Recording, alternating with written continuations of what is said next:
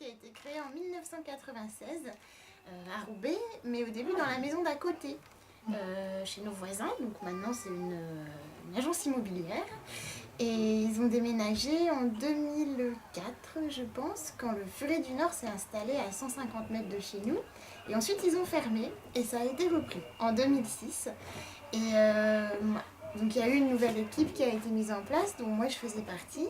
Et ensuite, j'ai repris la gérance de la librairie en 2011 avec Marianne qui m'a aidée à partir de septembre 2012. Oui, voilà. Ça va faire un an.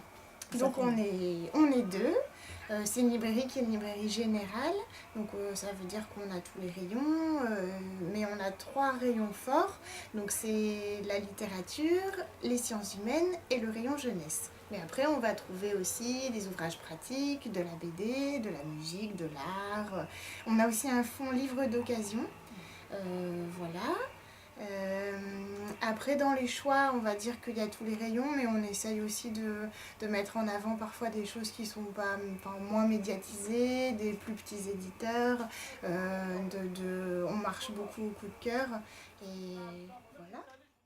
Alors on aime bien bouger les meubles et du coup ça permet aussi des fois de ressortir un peu les choses, de se dire oh bah tiens on va faire un petit coin sur ça et puis cette table là on n'a qu'à la mettre là et puis du coup voilà c'est vrai que ça fait bouger un peu ce fond et voilà on n'a pas peur de prendre nos étagères et de tout chambouler et pour le lendemain ça nous arrive régulièrement, on aime bien ça d'ailleurs.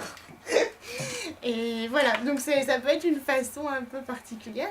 Après, Quand on essaie de faire des jolies vitrines, ouais. à la fois des nouveautés, mais aussi de ressortir un peu des choses du fond qui sont moins visibles comme ça, qui vont être mises en rayon. Puis on se dit, oh bah tiens, on n'a qu'à faire une vitrine sur quelque chose d'un peu obscur. Et du coup, les gens se rendent compte qu'on a ça. Qu'il y a de la richesse aussi sur des sujets incongrus. Voilà. Je suis présidente de l'association des libraires du Nord-Pas-de-Calais. C'est assez riche, ça va reprendre 3 grands axes de travail. Donc on travaille à la fois sur le côté professionnel, donc on organise des formations pour les libraires, on échange alors plutôt sur le métier. Après on va avoir un axe plus culturel, donc on essaie d'organiser des animations ensemble, donc toutes les librairies en même temps qui vont faire un grand événement. Et après on aura plutôt un côté, on va travailler sur la communication pour essayer de mettre en avant la librairie indépendante en général. Ça c'est très rapide parce qu'il y a beaucoup d'autres choses, mais ça donne déjà des grandes idées.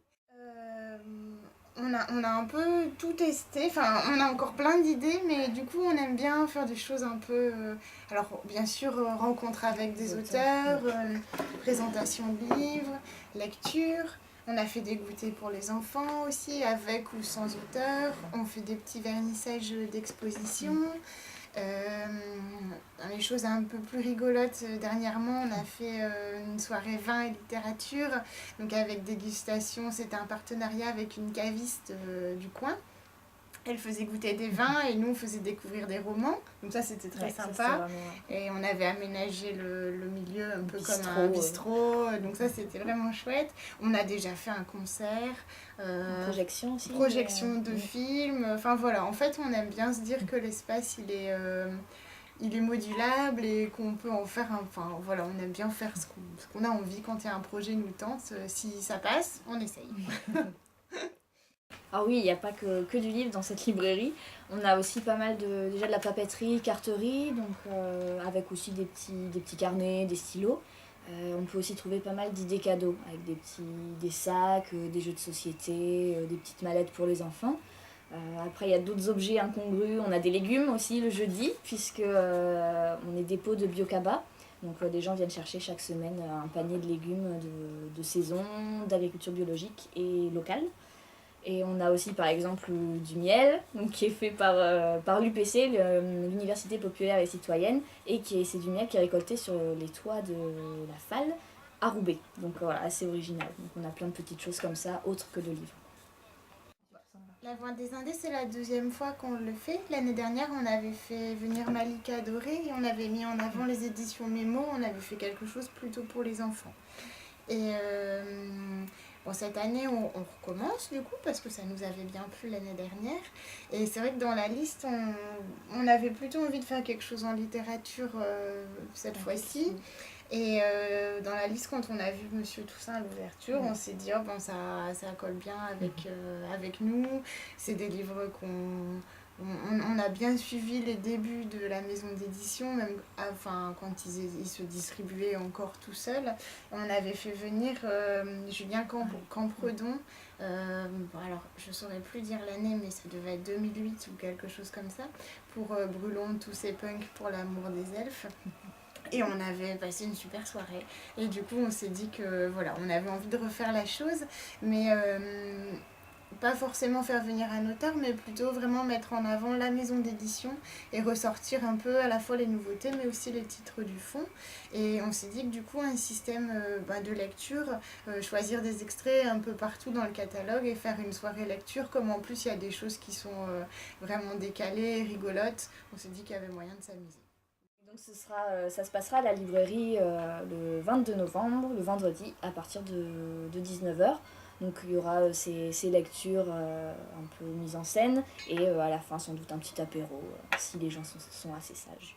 Donc oui, et puis dernièrement aussi chez cet éditeur-là a été publié Le Linguiste, c'était presque parfait, qui a été un gros coup de cœur. C'est vraiment un livre désopilant, quoi. On rigole, en même temps on est vraiment pris parce que y a une espèce d'enquête. Alors en fait ça se passe dans un centre de recherche sur le langage. Ce sont des linguistes qui font des études sur le babillage des enfants. Donc il y a à la fois ces nurseries et en même temps labo de recherche. Et puis un jour, donc, le personnage principal c'est un de ces chercheurs, il s'appelle Jérémy Cook, et il entend au détour d'un couloir qu'on le traite, alors je sais plus exactement quelle est l'insulte, voilà, mais c'est vraiment une insulte désagréable. Et il se dit mais qu'est-ce qui se passe? Je croyais que j'étais appréciée, que tout le monde m'aimait bien. Et en fait, pas du tout. Donc il commence à mener sa petite enquête. Et parallèlement à ça, est découvert dans son bureau, un matin, le cadavre d'un de ses collègues qui a été assassiné. Il y a des traces de voiture, donc vraiment ça commence à devenir très louche dans ce labo. Tout le monde parle un peu sur tout le monde. On suit vraiment des personnages assez caricaturaux et on rigole vraiment beaucoup. Et il y a aussi beaucoup de jeux sur le langage. Donc c'est quelque chose aussi c'est un roman qui est très riche, à la fois sur l'histoire, sur l'humour et sur le langage. Donc vraiment c'est une petite pépite et je crois qu'il y a eu des bons retours aussi des clients qui l'ont lu, qui ont bien aimé. Vraiment, c'est un bon roman. Alors visiblement, l'expression, c'était trou du cul. Ah, un trou du cul, alors carrément, vraiment pas sympa. Alors là. Et ça vous paraît être à l'image de ce que fait cet éditeur-là ? Oui, pas mal. Même le recueil de nouvelles de Julien Campredon, c'est aussi assez déjanté. Alors là, c'était presque fantastique. Quelquefois, il y avait des histoires de maisons sous des maisons, enfin des choses vraiment originales. Et l'originalité, c'est vraiment ce qui fait cet éditeur-là. Et notamment, moi, ce qui me fait toujours rire, par exemple, là sur le bandeau, ils mettent libraire, lecteur. Si vous n'aimez pas ce bandeau, vous pouvez le retirer. Ou quelquefois après le prix ils mettent merci, des petites choses comme ça, du détail, mais ils soignent en plus toujours leurs maquettes, leurs livres. À un moment ils avaient fait un marque-page où c'était si vous n'aimez pas ce livre, giflez votre libraire. Ah oui, c'est vrai, je l'avais vu celui-là. Et voilà, c'est vrai que ce sont aussi des beaux objets, quoi. Donc c'est vraiment agréable sur tous les plans.